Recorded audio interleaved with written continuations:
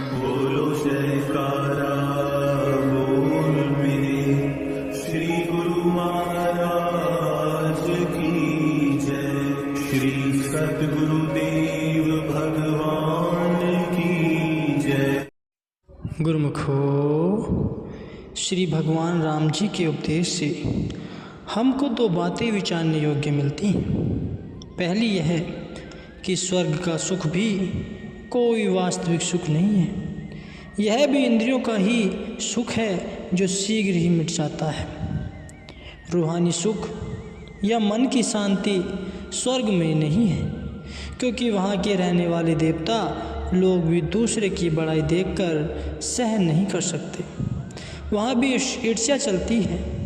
भला जिस हृदय में ईर्ष्या का ताप हो वह हृदय सुखी और शांत कैसे रह सकता है। रूहानी शांति का कार्य तो केवल मनुष्य शरीर के अंदर ही पूर्ण हो सकता है।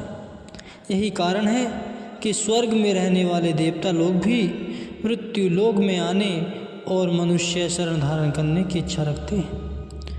जैसे भगवान ने कहा है, सुर दुर्लभ, अर्थात मनुष्य शरीर देवताओं को भी मिलना दुर्लभ है।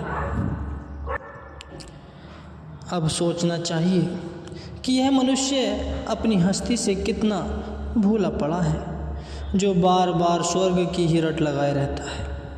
संतों का मार्ग इतना महान है, वह ऊंचा मार्ग है कि उस पर चलने वाला जीव अगर अपने मार्ग से गिर भी जाए तो वह गिरता गिरता भी स्वर्ग में ही गिरेगा। परंतु इसकी अपेक्षा शरीर में जो सकामी पुरुष हैं और कामना सहित शुभ कर्म काठ में लगे रहते हैं, वे उस मार्ग पर चलते चलते अंत में स्वर्ग तक ही पहुंच पाते हैं। स्वर्ग से आगे न उनकी कोई मंजिल है न ही कमाई है। उनके जब तप आदि समस्त साधनों का फल स्वर्ग तक समाप्त हो जाता है। संतों का उपदेश है कि हे मनुष्य, जिस स्वर्ग को तू अपने जन्म का सिद्धांत समझता है, वहाँ के रहने वाले तेरी जगह पर आने के लिए तरस रहे। अब तुझे सोचना चाहिए कि यह जन्म कितना कीमती है और इस जन्म में तुझे क्या करना है। गुरुमुखो, श्रीमद् भागवत गीता का प्रसंग है।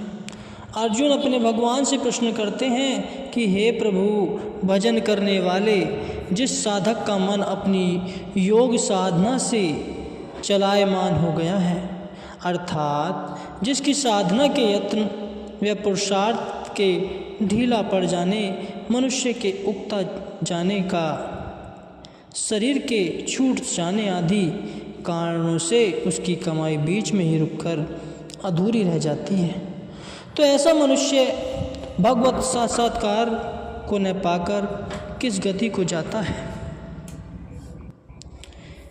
क्या वह सांसारिक भोग और रूहानियत की प्राप्ति दोनों ओर से भ्रष्ट होकर दुर्गति को तो नहीं प्राप्त हो जाता।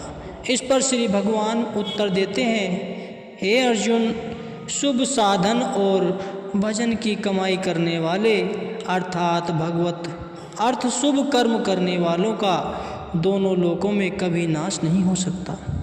वह दुर्गति को भी प्राप्त नहीं करता। जिसकी साधना व कमाई अधूरी रह गई है, उसे योग भ्रष्ट कहा कर जाता है। ऐसा योग भ्रष्ट मनुष्य पहले पुण्यवानों के लोकों में अर्थात स्वर्ग आदि देवलोकों में बहुत समय तक सुख उपभोग करके फिर शुद्ध आचरण वाले श्रेष्ठ पुरुषों के घर में जन्म लेता है। भगवान फिर फरमाते हैं कि जिसके दिल में भजन की कमाई करके अपनी रूहानी मंजिल पाने की तीव्र इच्छा है, ऐसा वैराग्यवान साधक को तो उन स्वर्ग आदि के भोगों का न चाहता हुआ सीधे ज्ञानवान और धर्मात्मा पुरुषों के उत्तम कुल में जन्म लेता है और पूर्व जन्म की कमाई के प्रभाव से वह जल्दी ही अपनी भक्ति की साधना में लग जाता है। होश संभालने ही बचपन में ही उस अधूरे कार्य को शुरू कर देता है। उसे संतों की संगत मिलती है और पूरे गुरु से नाम लेकर फिर कमाई में लग जाता है। पिछले जन्म में भी हुई कमाई उसकी सुरक्षित रहती है, उसी की सहायता से वह आगे चलने को आरंभ हो जाता है। अब सोचना चाहिए कि जिस स्वर्ग को पाने के लिए सांसारिक लोग अनेक जप तप आदि शुभ कर्म करते हैं और उन कर्मों के फलस्वरूप उनको जो स्वर्ग भोग मिलता है वह संतों के बख्शे हुए नाम या शब्द की कमाई करने वाले, जिसकी किसी कारणवश साधना अधूरी रह जाती है, ऐसे योग भ्रष्ट साधक को तो वह स्वर्ग का भोग एक तरह से दंड में ही मिलता है। इसलिए विचारवान भक्त और उत्तम साधकों की नज़रों में तो ये स्वर्ग भोग अत्यंत तुच्छ है, उनकी मंजिल स्वर्ग से कहीं बहुत ऊंची है। श्री भगवान राम जी के उपदेश से जो दूसरी बात हमको विचारने योग्य मिलती है वह यह है कि श्री राम जी ने अयोध्यावासियों को उपदेश करते हुए कुछ लगाव लपेट से काम नहीं लिया, बल्कि साफ साफ कह दिया कि हे अयोध्यावासियों, किसी गलतफहमी में आपको नहीं रहना चाहिए।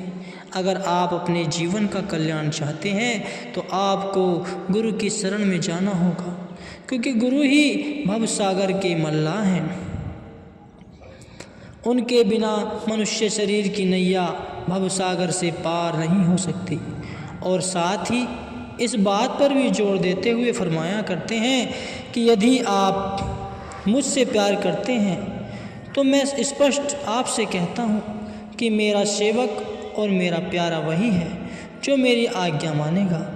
सो मेरी आज्ञा यह है कि आपको रूहानी तरक्की या आत्मिक उन्नति के लिए गुरु की शरण में जाना चाहिए।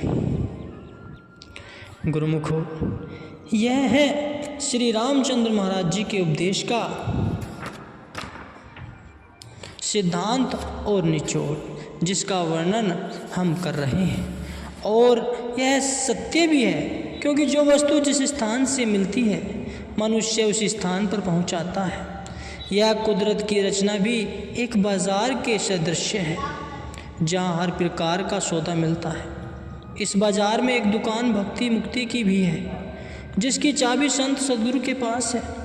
वे जिसे चाहें यह सौदा दे दें, उनके बगैर किसी दूसरी दुकान में यह सौदा मिल नहीं सकता।